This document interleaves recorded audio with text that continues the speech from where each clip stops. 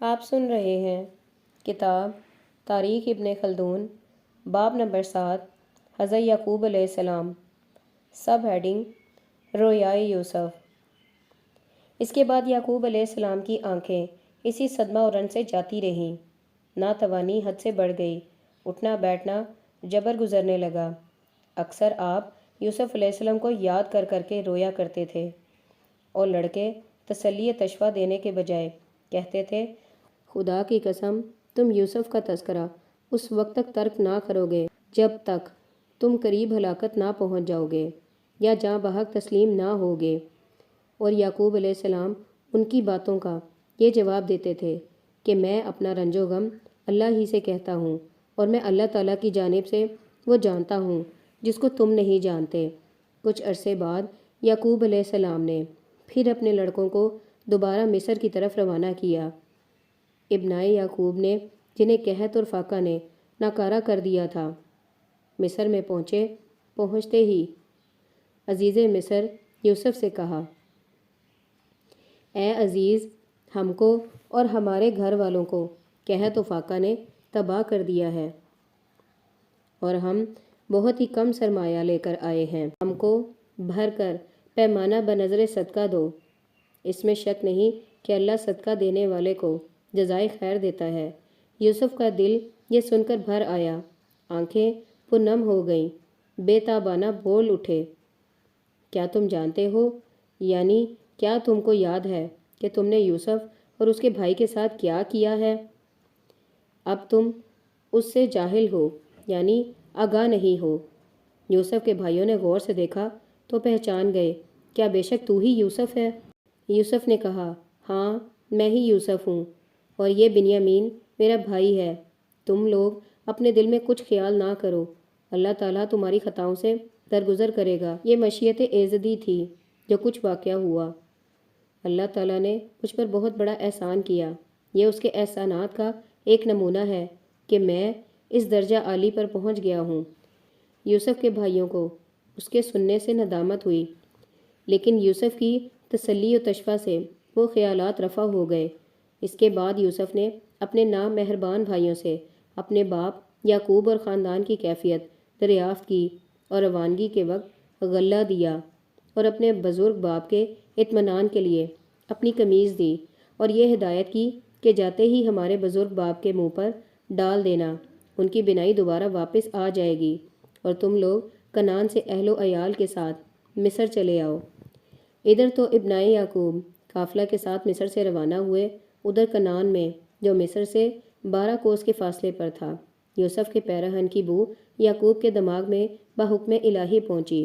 چنانچہ یعقوب نے ان لڑکوں سے جو اس وقت موجود تھے فرمایا، میں بے شک بوئے یوسف سونگتا ہوں، اگر تم لوگ عقل رفتہ و بدحواس مجھ کو نہ کہو۔ لڑکوں نے اپنے پچھلے کردار چھپانے کی غرض سے جواب دیا، خدا کی قسم تم اپنے اسی خیال کے پابند رہے ہو۔ 40 برس کا عرصہ گزرا کہ یوسف کو بھیڑیا کھا گیا، اس کی ہڈیوں کا بھی نشان ڈھونڈنے سے نہ ملے گا، اور آپ آج کہتے ہیں کہ اس ہوا سے بوئے یوسف آ رہی ہے۔ یعقوب یہ سن کر خاموش رہے۔ تھوڑے دن بعد قافلہ کنعان میں داخل ہوا، اور یہودا پیرہن یوسف لیے ہوئے اپنے باپ کی خدمت میں حاضر ہوا، پیغام بری کا حق ادا کیا۔ یعقوب پھولے نہ سمائے، آنکھیں روشن ہو گئیں، سارا رنج و غم آنے واحد میں ایسا رفع ہو گیا کہ گویا تھا ہی نہیں۔ اس کے بعد جناب موصوف نے لڑکوں سے مخاطب ہو کر کہا، کیا میں تم سے یہ نہیں کہتا تھا کہ من جانب اللہ وہ جانتا ہوں جس کو تم نہیں جانتے ہو؟ ابھی کل کا ذکر ہے کہ تم لوگ میری تکذیب کرتے تھے، اور صریحاً آفتاب پر خاک ڈال کر کہتے تھے کہ یوسف کو بھیڑیا کھا گیا۔ لڑکوں کو یہ سن کر بہت بڑی ندامت ہوئی، شرم سے آنکھیں نیچی کر لیں، معافی چاہی، استغفار کی درخواست کی۔ اس کے بعد آپ نے یہودا سے دریافت کیا، تو نے کس حال پر یوسف کو چھوڑا؟ یہودا نے کہا، اس کو مصر کی شاہی کرتے ہوئے چھوڑ آیا ہوں۔ یعقوب نے جھنجھلا کر کہا، مجھ کو شاہی سے کیا غرض ہے؟ اس کو کس مذہب پر چھوڑ آیا ہے؟ یہودا نے گزارش کی، مذہب اسلام کا پابند چھوڑ آیا ہوں۔ یعقوب یہ سن کر بہت خوش ہوئے، جناب باری میں سجدہ شکر ادا کر کے کہا، اب نعمت الہی پوری ہو گئی کہ دینی اور دنیاوی نعمتیں خاطر خواہ ملیں۔ الغرض یعقوب علیہ السلام اور ان کے لڑکے سامان سفر مہیا کر کے منزل با منزل کوچ کرتے ہوئے مصر کے قریب پہنچے۔ یوسف علیہ السلام عمائدین مصر کے ساتھ استقبال کے لیے مصر سے باہر آئے۔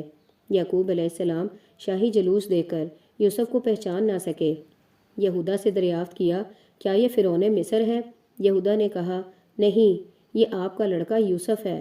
یعقوب نے آگے بڑھ کر کہا، اے رنج و الم کے دفع کرنے والے، تجھ پر خدا کی رحمت نازل ہو۔ یوسف جواب دے کر اپنے باپ سے لپٹ گئے۔ اس کے بعد یوسف نے سب سے خطاب کر کے کہا، تم لوگ مصر میں چلو، انشاءاللہ کہہ تو گرسنگی سے محفوظ رہو گے، اور اپنے باپ و ماں کو عزت و تکریم کے ساتھ ٹھہرایا۔ یوسف کی ماں اور باپ اور 11 بھائیوں نے یوسف کو چونکہ عزیز مصر تھے تحیت التکریماً سجدہ کیا۔ یوسف نے شکریہ ادا کر کے کہا، اے باپ، یہ تعویل تعبیر اس خواب کی ہے جس کو میں نے اس سے پہلے دیکھا تھا۔ یعقوب اس کی تصدیق کر کے گزشتہ واقعات دریافت کرنے لگے۔ یوسف نے ادب سے گزارش کی، اے میرے باپ، اس کو دریافت نہ کرو جو کہ بھائیوں نے میرے ساتھ کیا، بلکہ اس کو استفسار کیجیے جو خدا نے میرے ساتھ کیا۔ یہ کہہ کر کنویں سے نکلنے اور مصر میں آنے اور عزیز مصر کے عہدہ پر پہنچنے کے حالات تفصیلاً یکے بعد دیگرے ترتیب وار کہہ سنائے۔ یوسف و یعقوب علیہ السلام کے جدائی کے زمانے کو اگرچہ بعض مورخین نے 80 سال تحریر کیا ہے، اور اس طرح سے حساب کا اندازہ کیا ہے کہ 17 برس کی عمر میں یوسف کنویں میں ڈالے گئے اور 97 برس کی عمر میں 80 برس کے بعد اپنے باپ سے ملے۔ اس کے بعد 23 برس اور زندہ رہ کر 120 برس کی عمر میں انتقال کیا، اور بعضوں نے یوسف و یعقوب کے زمانہ مفارقت کو 18 برس میں محدود کیا ہے۔ بعض مورخین کے خیالات یہ شہادت دے رہے ہیں کہ یوسف مصر میں 17 برس کی عمر میں داخل ہوئے اور 13 برس کے بعد فرعون مصر کے وزیر ہوئے، اور 22 سال کے بعد یعقوب و یوسف سے ملاقات ہوئی۔ اس کے بعد یعقوب اپنے اہل و عیال کے ساتھ مصر میں 17 برس اور زندہ رہے، لیکن محققین علماء تاریخ یوسف کے خواب دیکھنے اور یعقوب کے مصر میں آنے کے زمانہ کی مدت 40 برس بتلاتے ہیں، واللہ عالم۔ سب ہیڈنگ: حضرت یعقوب علیہ السلام کی وفات۔ منزل طے کرنے کے بعد یعقوب علیہ السلام بلبیس کے قریب پہنچے۔ یوسف یہ سن کر باخیال بعض علماء تاریخ فرعون مصر کے ساتھ اپنے باپ کے استقبال کی غرض سے مصر سے باہر آئے اور سرزمین بلبیس اپنے بھائیوں کو رہنے اور منتفع ہونے کی غرض سے دے دی۔ یعقوب کے ساتھ ان 70 آدمیوں کے علاوہ جو آپ کے خاندان سے تھے، ایوب بن برجمہ بن زبرج بن راویل بن عیسو بھی تھے۔ یہ سب کے سب مصر بامقام بلبلیس میں مقیم ہوئے۔ اس واقعے کے 17 برس کے بعد 140 برس کی عمر میں یعقوب کا انتقال ہوا۔ یوسف با اجازت فرعون مصر رؤوسا عمر کے ساتھ یعقوب کا تابوت مصر سے لے کر روانہ ہوئے۔ اثناء راہ میں کنانیوں سے کچھ بحث و تکرار ہوئی، لیکن بخیریت تمام سرزمین شام مدفن ابراہیم و اسحاق میں لے جا کر دفن کیا گیا اور الٹے پاؤں مصر واپس آئے۔ سب ہیڈنگ: حضرت یوسف علیہ السلام کی وفات۔ یعقوب کے انتقال کے بعد ابنائے یعقوب مصر میں یوسف کے پاس قیام پذیر رہے، یہاں تک کہ یوسف کا 120 برس کی عمر میں انتقال ہوا۔ آپ کی لاش کو ایک تابوت میں رکھ کر بند کیا اور اسے نیل کے بعض علاقہ میں دفن کر دیا۔ یوسف نے بوقت وفات یہ وصیت کی تھی کہ جس وقت بنی اسرائیل ارض موعودہ کی طرف روانہ ہوں، اس وقت آپ کا تابوت بھی نکال کر ساتھ لے جائیں اور وہیں اسے لے جا کر دفن کریں۔ چنانچہ یہ وصیت برابر محفوظ چلی آئی، یہاں تک کہ بنی اسرائیل کے خروج کے وقت موسیٰ مصر سے نکال لے گئے۔ یوسف کے انتقال کے بعد اسباط سے آپ کے بھائی اور لڑکے فرعونہ مصر کے سایہ عاطفت میں باقی رہ گئے۔ رفتہ رفتہ ان کی نسلی ترقی اس حد تک پہنچی کہ اراکین دولت مصر نے ان کی کثرت سے ڈر کر انہیں دبانا اور ان سے خدمتی کام لینا شروع کر دیا۔ سب ہیڈنگ: بنی یعقوب۔ مسعودی نے لکھا ہے کہ یعقوب اپنے لڑکوں اور پوتوں کے ساتھ جس وقت یوسف کے پاس آئے تھے 70 آدمی تھے، لیکن جب موسیٰ کے ساتھ 2 برس کے بعد مصر سے نکلے، ان کو تہیہ میں شمار کیا ہے تو صرف ان لوگوں کی تعداد جو مسلح ہو سکتے تھے 6 لاکھ یا اس سے کچھ زائد تھی۔ ہم نے اس کی بابت مقدمۃ الکتاب میں بحث کی ہے۔ اس مقام پر اس قصے کو چھوڑ کر طول نہیں دینا چاہتے۔ توریت میں اس تعداد کے منسوخ ہونے سے یہ تعداد محقق کو متعین نہیں ہو سکتی، کیونکہ مقام مبالغہ میں اظہار کثرت مقصود ہوتا ہے، نہ کہ نس اعداد۔ یوسف علیہ السلام کے بہت سے لڑکے تھے، لیکن ان میں سے مشہور 2 ہیں، ایک افراہیم، دوسرے منشا، اور یہ دونوں اسباط میں شمار کیے جاتے ہیں کیونکہ انہوں نے یعقوب کا زمانہ پایا تھا اور جناب موصوف نے انہیں اپنی اولاد میں شمار کیا تھا اور ان کے حق میں دعائے برکت کی تھی۔ سب ہیڈنگ: مصر میں یوسف علیہ السلام کی حیثیت۔ بعض مورخین جنہیں تحقیق سے سروکار نہیں، یہ خیال کرتے ہیں کہ یوسف علیہ السلام آخر الامر مصر کے بادشاہ ہو گئے تھے۔ لطف یہ ہے کہ اس کی تائید میں بعض زوفہ مفسرین یوسف کا یہ قول پیش کرتے ہیں: اے رب، تو نے مجھے ملک دیا ہے، حالانکہ یہ کوئی دلیل نہیں ہے، کیونکہ جو شخص کسی چیز پر قبضہ سے تعبیر کرتے ہیں اس کے کوئی معنی نہیں ہے کہ ملک اور قدرت کا لحاظ نہ ہو، اگرچہ وہ ایک ہی شاخ اور ایک ہی کے لیے ہے۔ اس کو بھی بادشاہ کہیں گے۔ عرب کا یہ دستور قدیم الایام سے چلا آتا ہے کہ اہل قرا گاؤں والوں اور اہل مدائن شہر والوں کے روسا کو ملوک کہا کرتے تھے۔ اس زمانے میں تم وزیر مصر کی نسبت کیا خیال کر سکتے ہو کہ عرب کے سادہ لو آدمی انہیں بادشاہ کیسے نہ کہیں گے؟ خلافت عباسیہ میں اطراف بلاد کے عمال کو ملوک کہتے ہیں۔ اس صورت میں یہ استدلال کافی نہیں۔ دوسری دلیل یہ ہے، اللہ تعالیٰ نے فرمایا ہے، لیکن یہ آیت بھی اس کی مستند نہیں ہو سکتی کیونکہ تمکین بغیر ملک کے بھی ہو سکتی ہے، چونکہ یوسف امور زراعت اور اس کے انتظام کے متولی ہوئے تھے، جیسا کہ قرآن میں موجود ہے۔ اس وجہ سے انداز قصہ سے بقرائن حال معلوم ہوتا ہے کہ یوسف سلطنت فرعون کے ناظم تھے، نہ کہ جیسا لفظ ملک سے، جو کہ ان کی دعا میں ہے، بادشاہ ہو گئے۔ ہم اس دلیل سے، جو کہ قرائن سے ثابت ہو گئی ہو، نہ مصر کے وہ مالک بنے تھے، اور یہ امر طبعی ہے کہ شوکت و تصرف کے لحاظ سے جس وقت یوسف کے بھائی آئے تھے، یوسف نے اپنے اظہار اجلال کے لیے ملک کا لفظ کہہ دیا ہو، جیسا کہ مقدمۃ الکتاب میں ہم لکھ آئے ہیں۔ واللہ اعلم۔ سب ہیڈنگ: آل عیسو بن اسحاق۔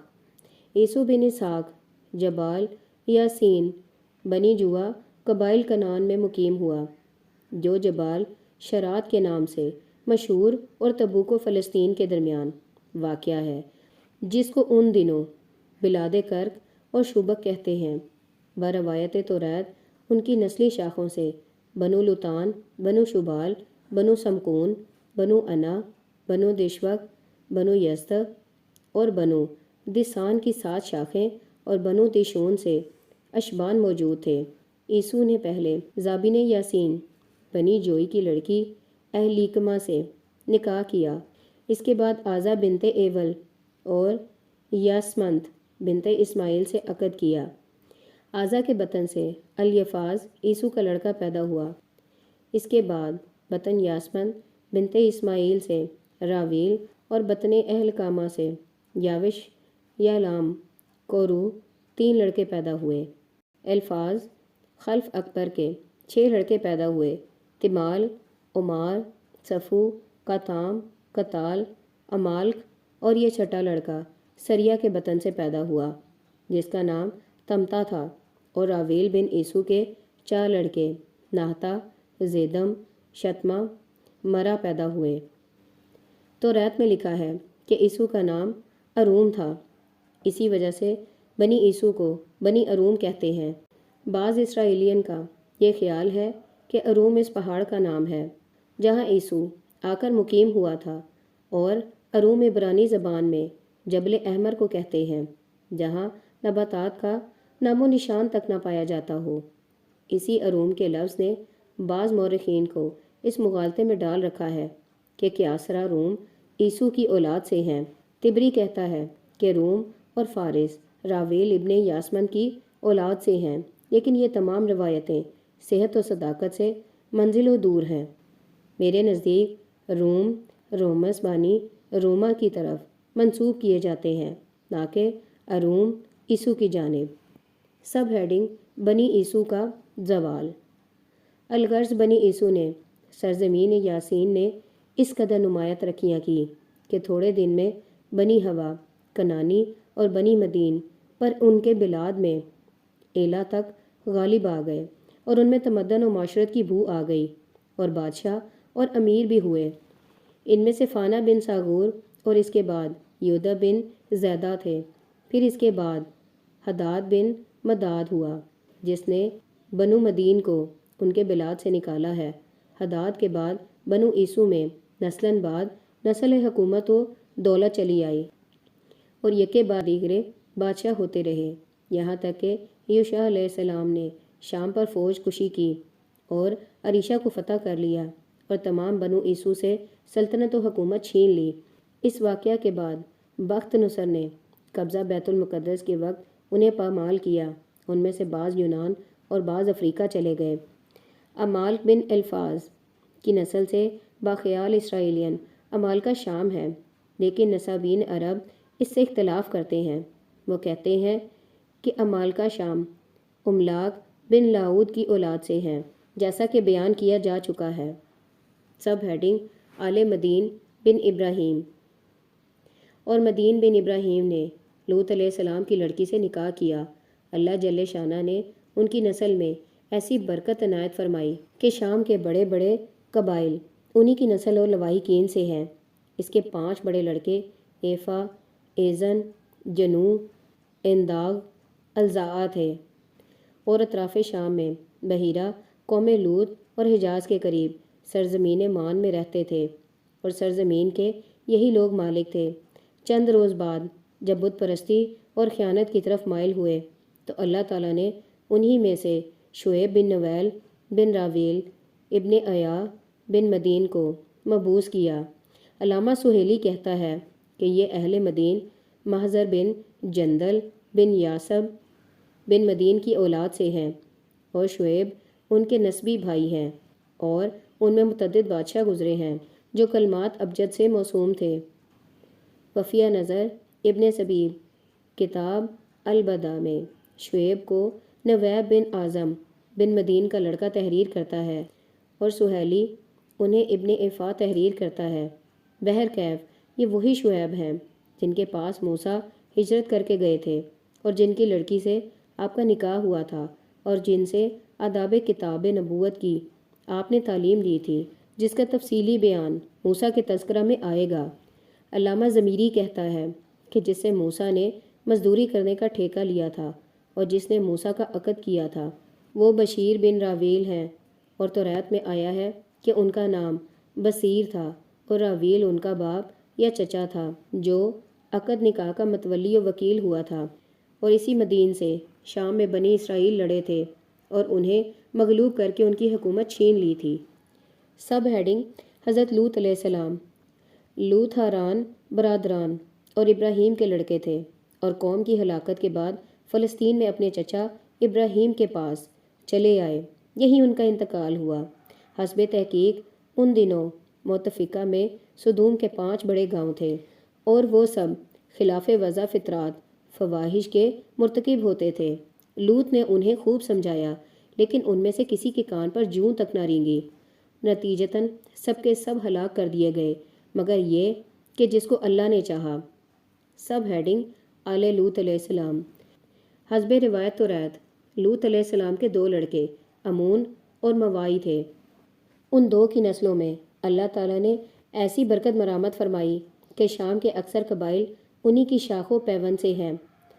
آخر الامراء ان کی آئندہ نسلوں نے سرزمین فلسطین چھوڑ کر اطراف بلقاء میں سکونت اختیار کر لی تھی، اور بنی اسرائیل سے یہ اکثر مقابلہ کرتے رہتے تھے، جسے ہم بنی اسرائیل کے تذکرہ میں بیان کریں گے۔ انہی میں سے بلعام بن باور بن رسیوم بن برسیم بن مووائی مشہور زاہد تھا، جس کا قصہ اور اس کی وہ دعا جو شاہ کنعان اور بنی اسرائیل کی لڑائی کے زمانہ میں شاہ کنعان کے کہنے سے کی تھی، تورات میں مذکور ہے، اور جسے ہم انشاءاللہ تعالی آئندہ اس کے موقع پر تحریر کریں گے۔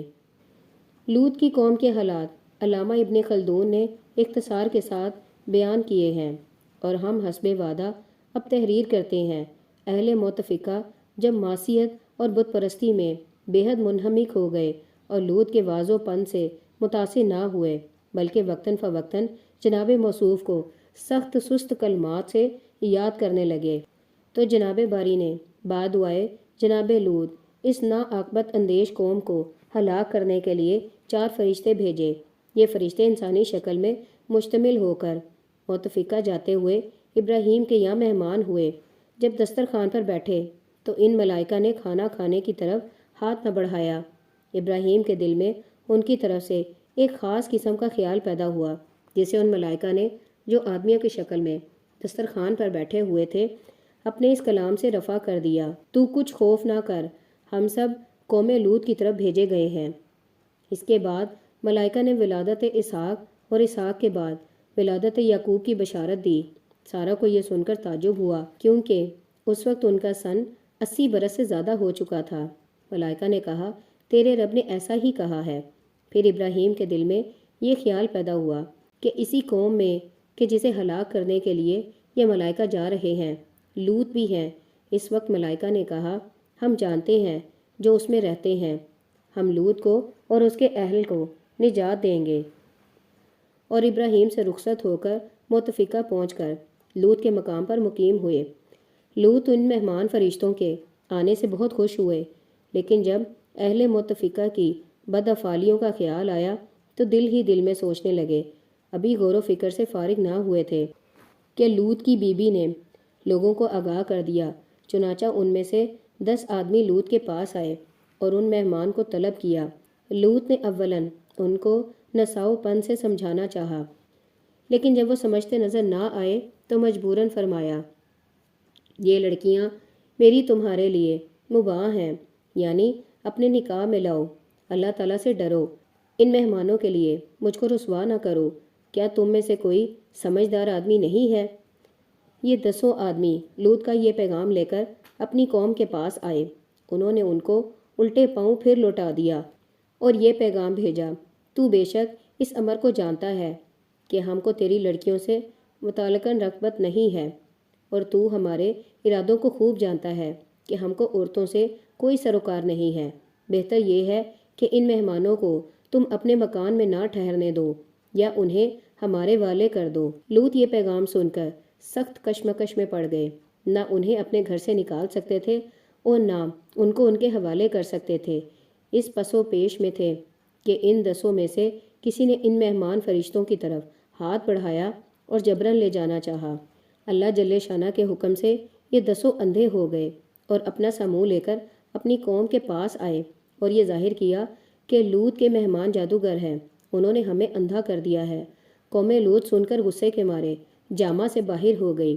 اسی وقت لوط کے پاس کہلا بھیجا کہ اگر تم اپنے اہل و عیال کے ساتھ آج ہی شب کو ہمارے شہر سے نہ چلے جاؤ گے تو صبح ہم آ کر تمہارے اہل بیت کو اندھا کر دیں گے۔ تم نے آج تک جو کچھ کیا اچھا کیا، اب تم نے یہ شیوا اختیار کر لیا ہے کہ جادوگروں کو اپنے گھروں میں ٹھہراتے ہو اور ہماری قوم کو نقصان پہنچاتے ہو۔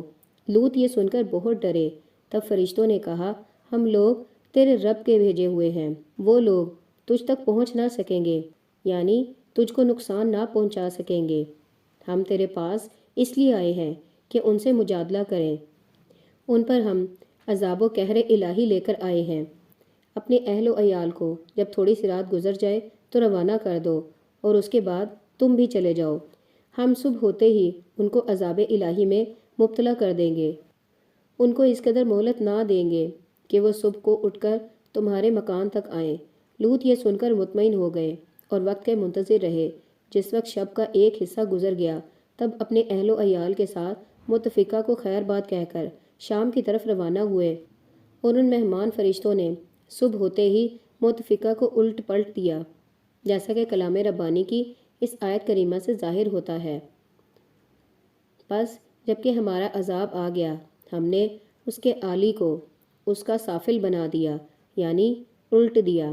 یہ واقعہ تو ان پر گزرا جو شہر متفقہ میں تھے، باقی رہے وہ لوگ جو کسی ضروری کام سے شہر کے باہر قریب قریب کے دیہاتوں میں یا اپنے باغات میں گئے ہوئے تھے، ان پر آسمان سے سنگ باری ہوئی جس سے وہ بھی جانبر نہ ہوئے۔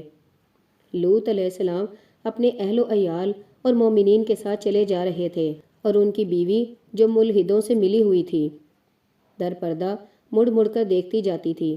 بحکم خدا آسمان سے اس پر بھی ایک ایسا پتھر گرا کہ ایک قدم بھی آگے نہ بڑھ سکی اور وہیں اس کی روح پرواز کر گئی، جیسا کہ اللہ تعالیٰ نے فرمایا ہے کہ تم میں سے کوئی متفقہ کی طرف نہ ملتفت ہوگا سوائے تیری عورت کے، اور بے شک اس پر وہی عذاب نازل ہوگا جس میں اہل متفقہ گرفتار ہوئے تھے۔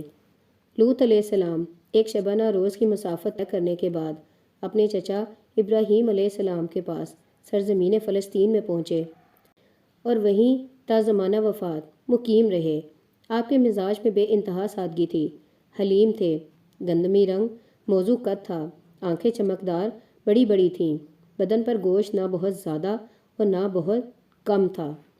سب ہیڈنگ: ناہور برادر ابراہیم علیہ السلام کی اولاد۔ ناہور بن آزر برادر ابراہیم علیہ السلام، جیسا کہ پہلے بیان کیا جا چکا ہے، ابراہیم کے ساتھ بابل سے ہجرت کر کے حران آئے تھے اور حران سے ارض مقدسہ بیت المقدس آ گئے اور وہیں مقیم رہے۔